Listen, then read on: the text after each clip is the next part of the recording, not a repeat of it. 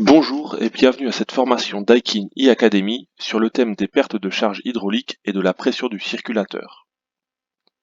Dans cette session, nous apprendrons comment estimer la perte de pression d'un système de distribution. Nous comparons ces résultats aux limites de fonctionnement de la pompe de circulation. Alors, les facteurs qui peuvent influencer la perte de charge dans un système hydraulique sont le débit d'eau, le diamètre des tuyaux. De ces deux paramètres, nous pouvons en déduire une vitesse de l'eau. D'autres paramètres interviennent également. La longueur de ces tuyaux, la rugosité du tuyau et la température du fluide. Habituellement, ce liquide est de l'eau pure à 100%. D'autres composants tels que les robinets, les vannes et les clapets anti-retour influencent également la perte de pression du système hydraulique. Un calcul de perte de pression peut être effectué, mais certaines données sont alors nécessaires. Les données de divers fabricants de tuyaux, tubes et composants. Toutefois, un tel calcul peut être complexe et prendre du temps. Ce n'est pas le but de cette session d'expliquer la complexité de tels calculs. Aujourd'hui, nous allons voir quelques règles empiriques pour déterminer une perte de charge de manière simple. Il existe différentes unités de pression et de perte de charge. C'est généralement en fonction d'une application qu'une unité particulière est utilisée. Dans le cas des pompes de circulation, nous verrons souvent que le kilopascal est mentionné. Le mètre de colonne d'eau est parfois également utilisé. Concernant les tuyaux, les pertes de charge sont généralement exprimées en millibars par mètre ou en pascal par mètre. Pour les systèmes de chauffage sol et les ventiloconvecteurs, l'unité la plus couramment utilisée est le kilopascal. Voici quelques bases de calcul. Le mètre de colonne d'eau est équivalent à 10 kPa et 10 kPa est égal à 100 millibars.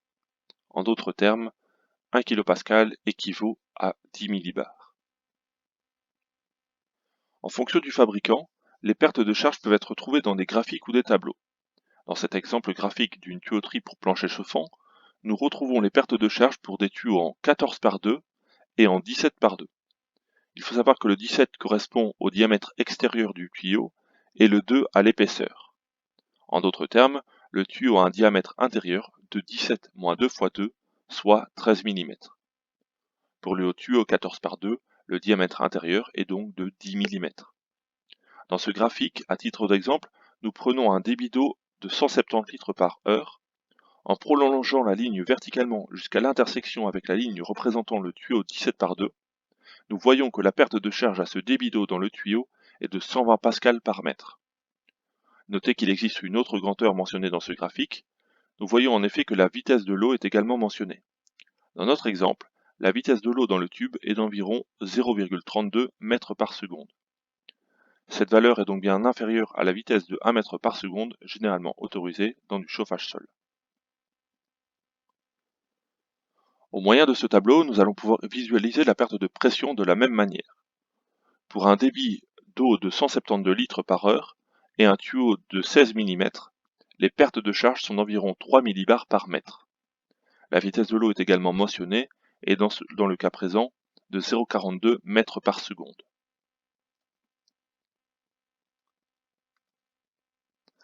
La perte de charge totale dans une installation est la différence de pression du circuit avec la plus grande perte de charge. Nous allons prendre quelques exemples afin de développer cette règle. Dans ce premier exemple, nous avons une pompe à chaleur connectée à un collecteur de chauffage par le sol qui est à son tour connecté à différents circuits. Il s'agit donc dans un premier temps de faire un calcul de la perte de charge dans la conduite principale. Ici, nous avons déterminé que le débit d'eau dans la conduite principale est de 14,1 litres par minute. Nous avons une longueur totale aller-retour de 8 mètres, multipliée par la perte de charge par mètre de 4,3 millibars, ce qui nous donne une perte de charge totale dans la conduite principale de 34,4 millibars. Le deuxième calcul à effectuer est le calcul de la perte de charge de chaque circuit de chauffage sol, car ce n'est pas toujours le circuit le plus long qui a la plus grande perte de charge. Ici, à titre d'exemple, nous voyons que le circuit numéro 2 est le plus long avec le circuit numéro 5. Toutefois, la perte de charge totale de l'un de ces circuits est de 146 millibars, ce qui est inférieur à la perte de charge calculée du circuit numéro 4, qui est plus court en longueur, mais qui offre plus de capacité et voit donc également plus d'eau s'écouler dans le tuyau. Autrement dit, une plus grande perte de pression par mètre courant et une plus grande perte de charge totale. Dans cet exemple, nous devons donc additionner la perte de pression de la ligne principale de 34,4 millibars et la plus grande perte de charge d'un circuit, soit ici celle du circuit numéro 4, de 200 millibars, ce qui nous donne un total de 234,4 millibars ou 23 kPa ou 2,3 mètres de colonne d'eau. Analysons maintenant cette valeur au regard des données du circulateur. Voici un graphique de la pompe de circulation avec la zone de travail autorisée délimitée par cette ligne noire. Dans notre exemple, la puissance fournie est de 5 kW, ce qui nous a permis de déterminer la vitesse de 14,1 litres par minute vue précédemment. Ce qui nous donne une perte de charge au vu de ces deux valeurs de 23,4 kPa. Au moyen de ces deux valeurs, nous pouvons observer que le point ainsi déterminé est parfaitement dans les limites de la zone de travail. Supposons maintenant que nous sélectionnons un diamètre de tuyau plus petit, autrement dit plus de perte de charge, par exemple 60 kPa. Nous pouvons alors voir sur le graphique que nous nous trouvons en dehors de la limite de fonctionnement du circulateur. Ce diamètre de tuyauterie réduit n'est donc pas admissible dans cet exemple. Voici un autre exemple avec une pompe à chaleur et une capacité plus importante de 8 kW. Dans ce cas, la vitesse de l'eau sera bien entendu plus élevée que dans l'exemple précédent pour un même diamètre de tuyau. La perte de charge sera bien entendu également plus importante. Sur base de la puissance de 8 kW, nous pouvons déterminer une vitesse de l'eau de 22,9 litres par minute, et donc des pertes de charge de 28 kPa. Ce qui, au vu de la courbe du circulateur, est acceptable. À nouveau, si nous supposons que nous utilisons un diamètre plus petit, les pertes de charge seraient à nouveau trop importantes et nous ne serions plus dans la zone de fonctionnement optimale du circulateur.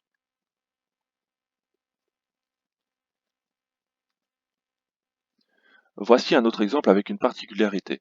En effet, comme nous pouvons le voir, il y a deux circulateurs présents, ce qui signifie dans ce cas que deux calculs doivent être effectués. Le calcul des pertes de charge du circuit des ventiloconvecteurs et le calcul des pertes de charge du circuit de chauffage par le sol le plus défavorable, sans oublier évidemment les tuyaux principaux. La première chose que nous faisons est de déterminer quel ventiloconvecteur génère la plus grande perte de pression. Dans ce cas, c'est un ventiloconvecteur ayant une distance de 20 mètres par rapport à l'unité intérieure avec une vitesse de 2,9 litres par minute. Ce qui nous donne une perte de charge totale de 28 millibars suivant le diamètre du tuyau. Ici, nous recherchons également le circuit de chauffage par le sol avec la plus grande perte de charge. Des trois circuits, on voit que le circuit numéro 1 est le plus long, mais à cause de la vitesse d'eau assez faible, les pertes de charge ne sont que de 146 millibars. Dans cet exemple, le circuit le plus défavorable est le circuit numéro 3, avec des pertes de charge de 200 millibars. Il ne nous reste donc plus qu'à faire les calculs du tuyau principal. Dans le tuyau principal du ventiloconvecteur, le débit d'eau est de 5,6 litres par minute. En multipliant la longueur du circuit par les pertes de charge linéaires de 2,5 millibars par mètre, nous obtenons des pertes de charge pour ce circuit principal de 20 millibars. Cette perte de pression, ajoutée à celle des ventiloconvecteurs précédemment calculés, nous donne donc une perte totale dans le circuit ventiloconvecteur de 48 millibars. Le tuyau principal du chauffage sol, quant à lui, avec un débit d'eau de 7,3 litres par minute et une longueur totale de 6 mètres aller-retour, nous donne des pertes de charge de 9 millibars. Si nous ajoutons cette perte de charge à la perte de charge précédemment calculée pour le circuit défavorable, nous obtenons une perte de charge totale de 209 millibars. La plus grande perte de pression vient donc du plancher chauffant.